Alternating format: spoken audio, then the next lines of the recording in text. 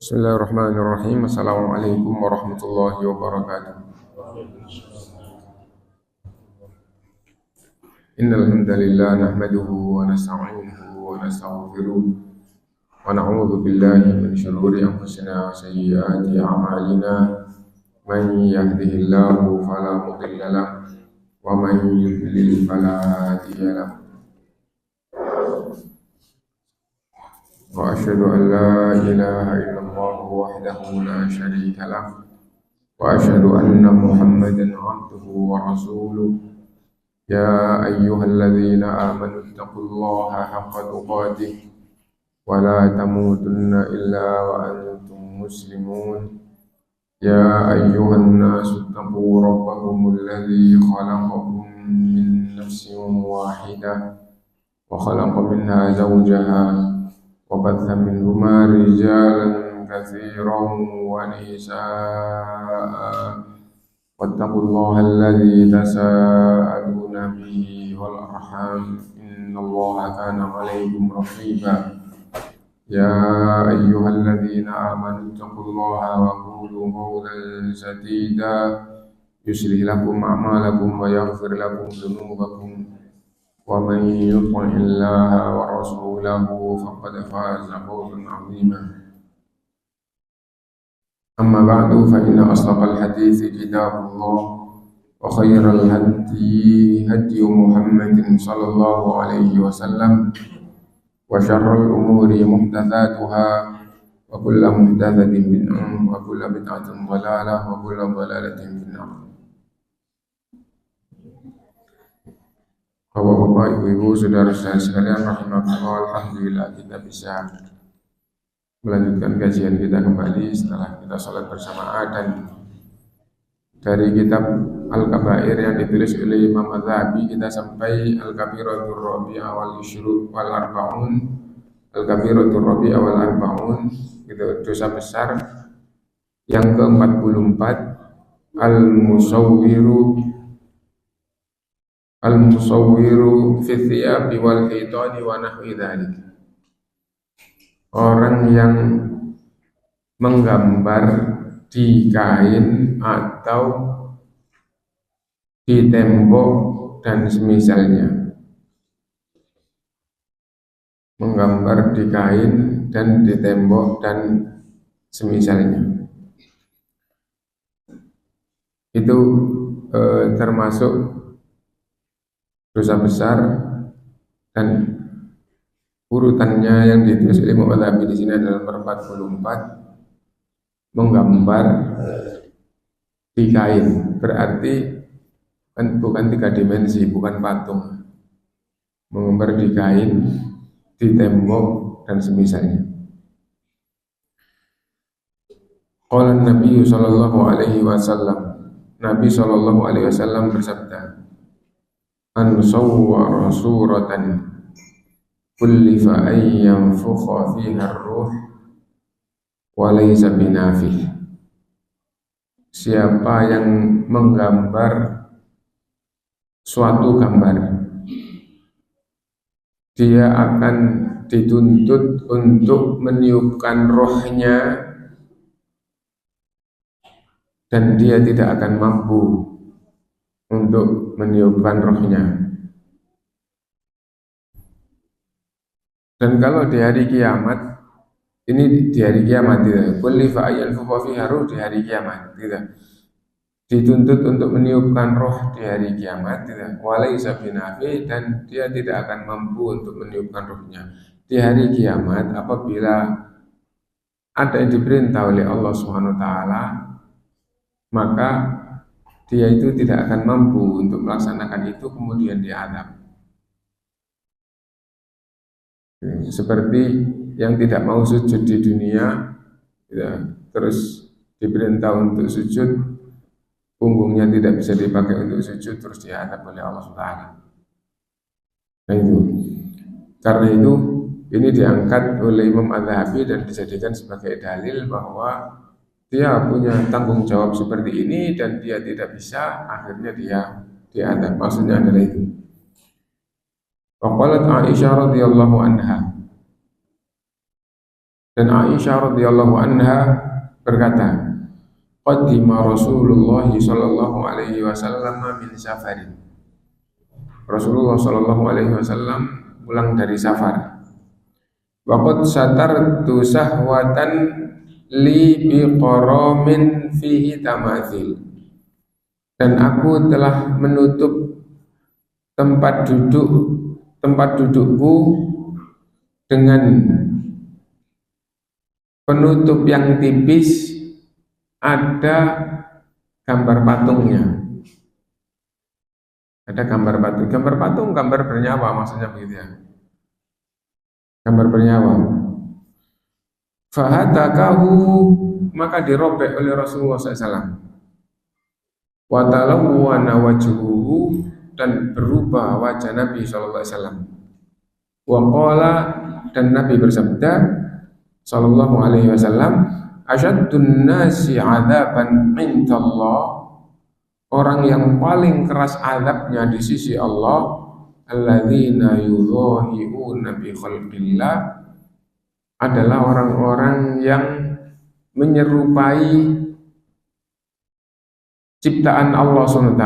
Maksudnya Allah menciptakan sesuatu terus dia menciptakan atau membuat yang serupa dengan ciptaan Allah SWT. Biasanya manusia itu menggambar atau mematung atau memahat, atau kalau dari bahan yang lunak dibentuk. Nah, jadi itu. Nah, kalau Allah SWT itu umum, yang tidak bisa ditiru adalah menciptakan dari tidak ada menjadi ada. Adapun taswir dan tasyir itu Allah SWT Maha Kuasa atas segalanya. Gitu. Maksudnya menciptakan yang bukan dari tidak ada menjadi ada, ya. Kalau menciptakan dari tidak ada menjadi ada, manusia tidak bisa. Menciptakan tanpa bahan, tidak ada makhluk yang bisa selain Allah SWT. Adapun Allah SWT menciptakan tanpa bahan, itu adalah ciri khas utama penciptaan Allah SWT. Adapun tasyir atau ja'al, jadi menjadikan sesuatu menjadi yang lain, itu Allah Subhanahu wa Ta'ala itu berbuat seperti apa yang Allah kehendaki, dan semua mudah bagi Allah. Dan manusia itu kalau niru-niru bisanya ya kayak gitu. Asalnya tanah dibentuk jadi patung, asalnya batu diukir jadi patung. Manusia bisanya hanya seperti itu. Adapun menciptakan dari tidak ada menjadi ada, tidak ada satupun makhluk yang bisa. Yang bisa hanya Allah SWT. Asyaddun nasi 'adzaban 'indallahi alladzina yudhahi'una bi khalqillah, orang yang paling keras siksanya di sisi Allah adalah orang yang membuat serupa dengan ciptaan Allah SWT.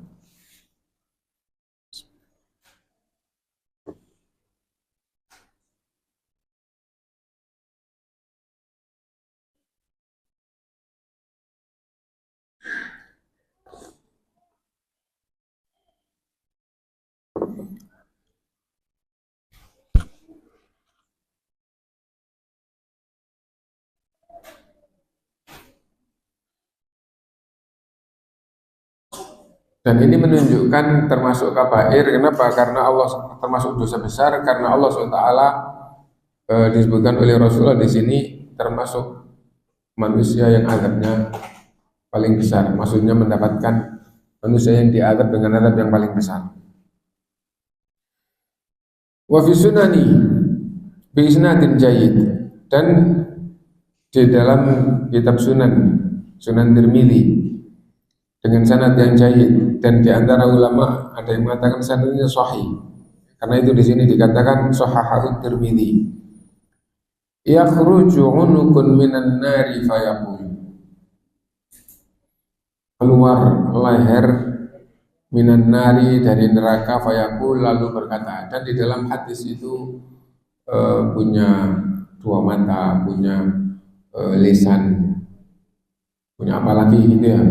Jadi keluar leher, tapi leher ini punya mata, punya lisan. Begitu.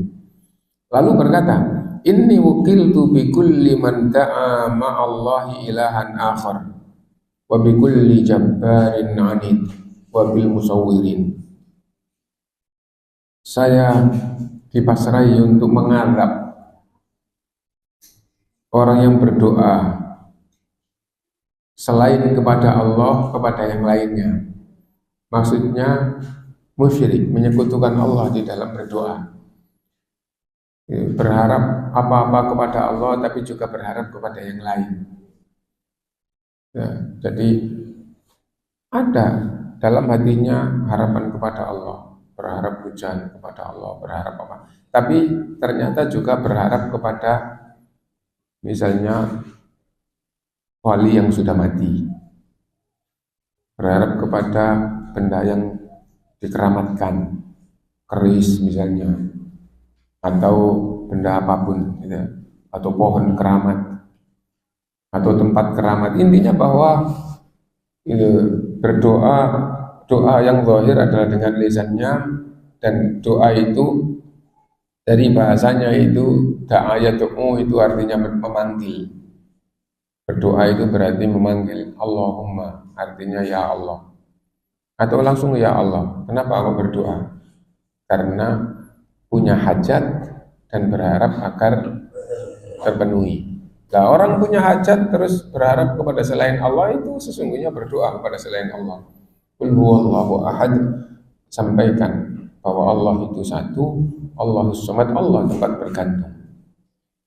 Maksudnya apa? Harapan kebaikan apapun itu harus hanya kepada Allah SWT. Di sini dipasrahi untuk mengadab orang yang berdoa di samping kepada Allah, kepada selain Allah, wa bi kulli jabbarin anid, dan kepada semua orang yang sombong, yang kufur, ya. Wa bil musawwirin, dan kepada orang yang membuat gambar. Nah, jadi berarti ancamannya satu adalah neraka. Kenapa? Karena ada yang dipasrai untuk mengadab di hari kiamat. Nah, kalau ada dalil yang berkaitan dengan ancaman neraka, atau dimurkai oleh Allah, atau di dunia ini ada hukuman fisiknya, atau di dalam dalil itu dikatakan dilaknat oleh Allah atau dimurkai oleh Allah, maka itu berarti dosa besar. Seperti di pembahasan awal dulu, apa sih itu patokan dhawabit atau patokan dikatakan bahwa dosa itu dosa besar. Nah itu, nah ada ulama yang menyebutkan 5, menyebutkan 6. Ya, di antaranya adalah apabila di dunia ini, di dalam Islam ada hukuman fisiknya, mencuri dipotong tangan, berzina dirajam, membunuh dikisos, itu hukuman fisik di dunia berarti dosa besar. Yang kedua, apabila diancam dengan hukuman neraka, meskipun teksnya tidak langsung, seperti aku dipasrai untuk menghukum di hari kiamat. Nah, berarti itu semakna gitu ya. Karena hukuman di hari kiamat itu adalah azab neraka. Nah, itu.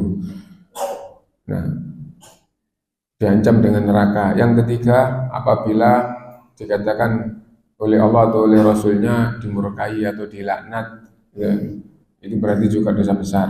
Yang keempat, apabila dikatakan kafir, ya, atau termasuk kekufuran, termasuk kesyirikan, itu juga dosa besar. Nah itu. Dan apabila dikatakan di dalam hadis itu termasuk dosa besar, berarti itu langsung dikatakan oleh Rasulullah SAW termasuk dosa besar. Ini. Misalnya ijtanibu sab'al mubiqat, jauhilah tujuh dosa yang menghancurkan agama. Nah, disebutkan oleh Rasulullah langsung mubiqat. Mubiqat itu adalah kabair, gitu.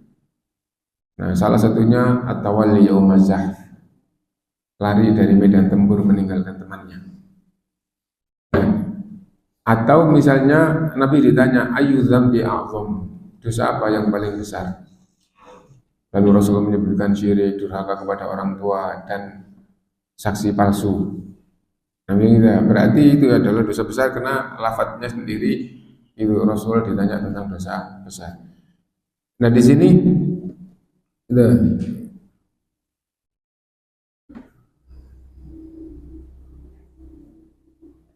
dipasrahin untuk mengadab 3 golongan yang menyebutkan Allah, orang yang sombong, gitu, menolak kebenaran, dan orang yang membuat gambar, dan disejajarkan atau digandeng dengan dosa-dosa seperti itu. Nah, itu menunjukkan bahwa ini dosa besar. Wa qala sallallahu alaihi wasallam innal ladzina yasna'una hadhihi suwar yu'adzabuna yaumal qiyamah. Sesungguhnya yang buat gambar seperti ini akan diazab di hari neraka, di hari kiamat. Yuqalu lahum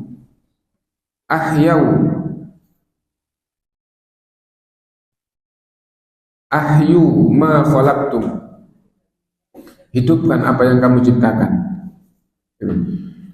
Ahyu ma khalaqtum, hidupkan apa yang kalian ciptakan. Dan dia tidak mampu, terus akhirnya diazab. Muttafaqun alaih. Wa qala Ibnu Abbas radhiyallahu an, dan Ibnu Abbas radhiyallahu an berkata, sami'tu Rasulullah sallallahu alaihi wasallam yaqul, aku mendengar Rasulullah sallallahu alaihi wasallam bersabda, kullu musawwirin finnar, setiap penggambar itu akan dimasukkan ke dalam neraka. Yaj'alu lahu bi kulli suratin sawwaraha nafsan, Allah akan menjadikan setiap gambar yang dia buat, Allah jadikan ruh untuknya, atau Allah berikan ruh untuknya. Fayu'adzibuhu fi jahannam, lalu diberi ruhnya hidup, lalu akan mengadab pembuatnya di neraka jahannam. Muttafaqun alaih, hadis Bukhari dan Muslim. Wa qala sallallahu alaihi wasallam, dan Nabi SAW bersabda, yaqulullahu azza wa jal, Allah SWT berfirman, wa man adzlamu mimman dhahaba yakhluqu khalqan, enggak ada khalqannya kalau di ayat itu. Wa man adzlamu mimman dhahaba yakhluqu ka khalqi, khalqannya dikasih tanda kurung menunjukkan itu penjelasan. Wa man adzlamu mimman dhahaba yakhluqu ka khalqi fayakhluqu habbatan aw liyakhluqu sya'iratan aw liyakhluqu dzarratan. Ini hadis sahih Bukhari dan Muslim. Wa man adzlamu mimman dhahaba yakhluqu ka khalqi, siapa orang yang lebih zalim dibandingkan dengan orang yang membuat ciptaan seperti ciptaanku. Kalimat dalam Quran atau dalam hadis, wa man adzlamu mimman, siapa orang yang lebih zalim dibandingkan dengan, kemudian disebutkan, maksudnya dia adalah orang yang paling zalim dibandingkan dengan yang disebutkan itu. Tidak ada yang lebih zalim dibandingkan dengan dia ini, gitu. Wa man adzlamu mimman dhahaba yakhluqu ka khalqi, siapa orang yang lebih zalim dibandingkan dengan orang yang membuat ciptaan seperti ciptaanku, menyekutukan Allah Subhanahu wa taala di dalam ciptaannya. Falyakhluqu habbatan, kalau bisa silahkan buat 1 biji. Aw liyakhluqu sya'iratan, atau silahkan kalau bisa buat 1 biji gandum. Aw liyakhluqu dzarratan, atau biji apapun yang sangat kecil. Artinya manusia itu tidak mampu membuat seperti itu, dan tidak boleh kemudian menyerupai Allah Subhanahu wa taala, membuat-buat yang dilarang di dalam agamanya. Muttafaqun alaih, hadis riwayat oleh Bukhari dan Muslim. Wa sahha annahu sallallahu alaihi wasallam la'anal musawwir, dan diriwayatkan dengan hadis sahih bahwa Rasulullah sallallahu alaihi wasallam melaknat kepada orang yang gambar. Lalu pembahasan ulama tentang gambar, yang dimaksud dengan menggambar adalah menggambar dengan tangan, dengan alat gambar, misalnya dengan pena atau dengan kuas atau dengan alat-alat seperti itu, dan dua dimensi. Maksudnya gambar itu bukan gambar timbul gitu seperti orang buat roti gitu ya, bukan seperti itu gitu. Seperti batu terus dipahat jadi patung, bukan gitu. Yang dimaksud dengan gambar adalah gambar situ. Karena itu tadi judulnya sendiri gambar di kain atau gambar di tembok. Nah, itu yang dimaksud dengan gambar. Dan kalau kayak gitu, bagaimana dengan kalau maksudnya gambar adalah kayak gitu? Nah, bagaimana dengan kalau buat patung? Kalau buat patung, maka itu dasarnya adalah hukmul aula, hukum yang lebih utama. Hukum yang lebih utama itu dipakai di dalam Quran, di dalam Islam. Gitu ya. Contohnya bagaimana? Contohnya begini. Kalau kamu menjumpai orang tuamu usia sudah lanjut masih hidup, jangan sekali-kali kamu berkata maksudnya apa? Kalau orang itu sudah tua, banyak melakukan hal-hal yang seperti anak yang masih belum dewasa, masih kecil. Gitu. Misalnya makan korat-karit. Misalnya kencing, loh kok gak ke kamar mandi, kencing kok di. Nah, misalnya gitu ya. Jangan sekali-kali berkata loh, yang nggak boleh kan berkata, kalau dicampur nggak apa-apa, gitu. Kan salah kan? Nah, kalau berkata saja nggak boleh, apalagi dicambuk, itu yang dimaksud dengan hukmul aula. Jadi kalau gini aja nggak boleh, apalagi begitu. Nah, contoh lagi. Ahabbul a'mali ilallahi adwamuha wa in qalla. Amal soleh, amal baik yang paling dicintai oleh Allah itu yang terus menerus tidak terputus, meskipun sedikit. Oh, yang disebutkan itu sedikit, jadi kita sedikit aja, yang penting tidak terputus. Kalau banyak, itu kan tidak ada hadisnya. Nah, bukan begitu, itu hukum. Kalau kebaikan sedikit saja itu dicintai oleh Allah, yang penting tidak terputus, apalagi kalau kebaikannya banyak, besar, dan juga tidak terputus. Karena apa yang disebutkan di sini yang penting tidak terputus. Nah, jadi itu. Adapun kalau besar tapi terputus, nah itu baru lebih dicintai yang sedikit tidak terputus daripada besar dan terputus. Nah, itu maksudnya. Adapun sama-sama tidak terputus terus sedikit dicintai oleh Allah, apalagi besar, itu disebut dengan hukmul aula. Gitu. Nah, gambar juga kayak gitu. Yang dimaksud, yang dijelaskan oleh ulama, apa sih yang dimaksud dengan gambar itu? Aslinya, gambar itu ya orang-orang yang gambar. Gitu. Sekolahnya sekolah gambar, terus akhirnya pintar gambar. Atau kalau sudah kerjaannya gambar dan misalnya entah di lapangan atau di apa, terus ada orang yang minta digambar dirinya gitu ya, terus dia duduk di kursi terus digambar. Nah, itu adalah gambar. Lah, gambar itu patung apa enggak? Bukan, hasilnya nanti itu gambar datar.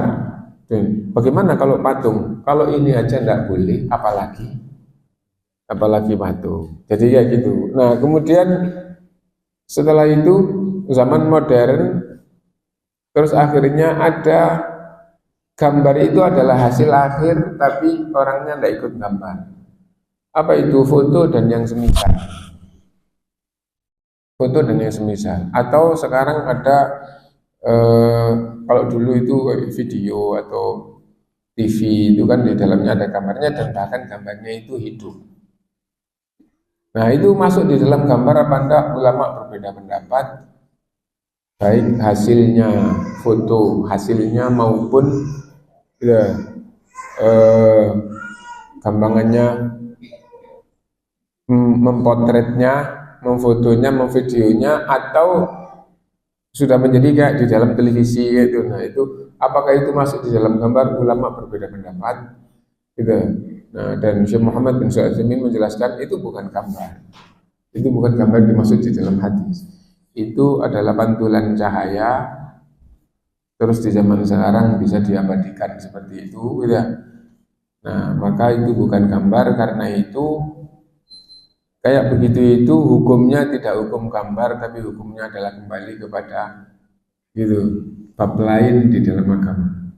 Ada yang begitu, dan ada ulama yang mengatakan itu juga gambar. Kalau zamannya sudah berubah, maka umat Islam diperintah menghindar sebisa mungkin. Nah, kenapa? Karena tidak ada di muka bumi ini yang menyebutkan bahwa itu bukan gambar. Nah itu ya, meskipun foto itu juga oleh manusia disebut gambar. Bahasa Arabnya juga suro, sama. Nah itu. Nah hanya saja awalnya adalah dari pantulan cahaya seperti orang bercermin. Seperti orang bercermin. Kalau Syekh Muhammad bin Shalih Al Utsaimin gitu, kalau bercermin, kalau televisi itu dikatakan gambar, kalau film, foto itu berarti orang bercermin itu tidak boleh. Kenapa? Karena dengan kamu berdiri bercermin, maka kamu memunculkan gambar di situ. Nah itu, karena itu memantapkan bahwa itu bukan gambar. Nanti hukumnya itu kembali ke bab lain, bukan ke bab gambar. Nah itu. Terus nanti kalau yang diazab itu adalah penggambar, siapa yang gambar kalau gitu? Nah, itu. Orang yang mencet terus akhirnya di print, nah saya kerja mencet aja terus keluar gambar, saya nggak gambar. Nah jadi kayak gitu. Itu penjelasannya ulama yang mengatakan bahwa foto televisi itu hukumnya bukan pada gambar. Intinya bahwa tadi kita nyampaikan setelah zaman modern ada foto, ada televisi, sekarang HP segala macam. Nah itu ulama berbeda pendapat, ada yang tetap mengatakan gambar, ada yang mengatakan enggak, gitu ya. Nah terus di awal-awal dakwah sunnah khususnya di Indonesia, khususnya di Surabaya, ya kira-kira tahun 90-an sampai tahun 2000 sampai 2000 lebih sedikit, nggak tahu sampai 2010 apa enggak, saya nggak ingat tidak. Itu rame sampai pada tingkatannya TV haram, gitu. Video haram, foto haram, itu banyak yang kayak gitu. Nah ketika itu fatwa Syekh Utsaimin keluar. Ya, fatwanya sendiri sebelum tahun 2000, yang meninggalnya tahun 2000, 2001 Syekh Utsaimin. Nanti akhirnya beredar, terus akhirnya mulai gitu. Nah, dan itu sangat kuat. Kita ada daurah didanai dari Saudi. Ya, terus kita diperintah untuk membuat laporan kegiatannya, difoto gitu. Bahkan waktu daurah di video supaya tahu temanya secara global. Terus ini. Itu ada yang bersikuku haram, tidak boleh. Nah, jadi kayak gitu. Itu kita maunya taklim tapi terjerumus di dalam haram, terus kullu musawwirin finnar. Nah, jadi kayak gitu.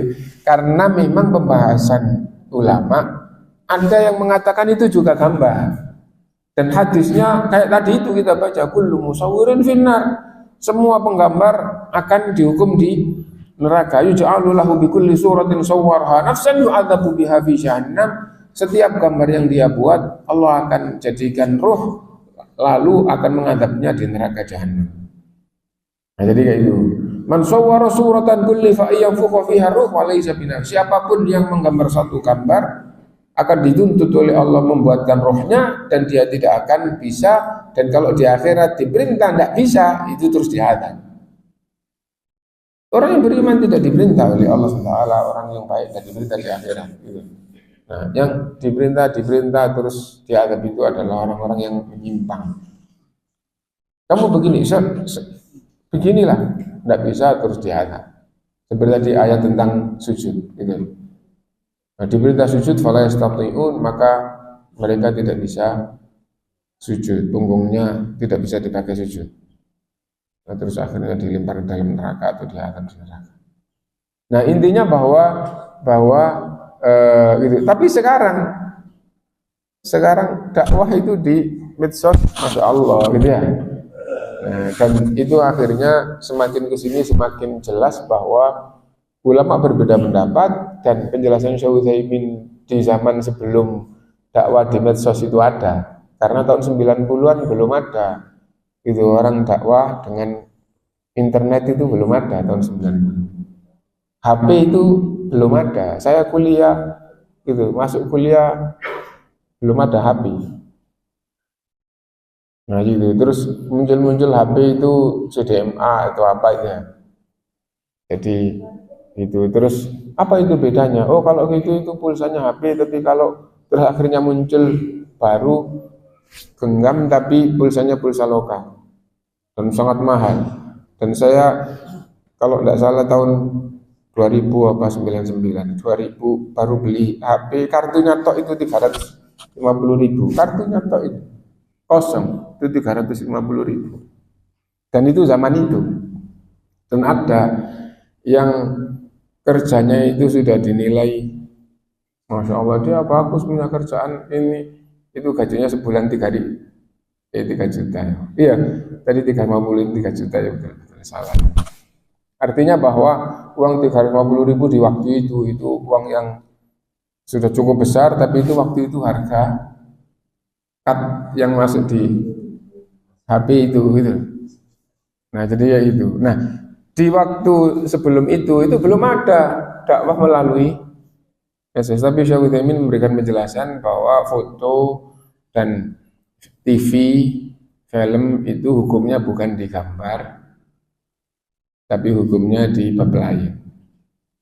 Karena itu kalau seandainya itu tidak ada fitnah dan itu untuk agama, nggak apa-apa. Belum muncul dakwah pakai layar film pakai itu, belum muncul, tapi Syekh Utsaimin fatwanya sudah seperti itu.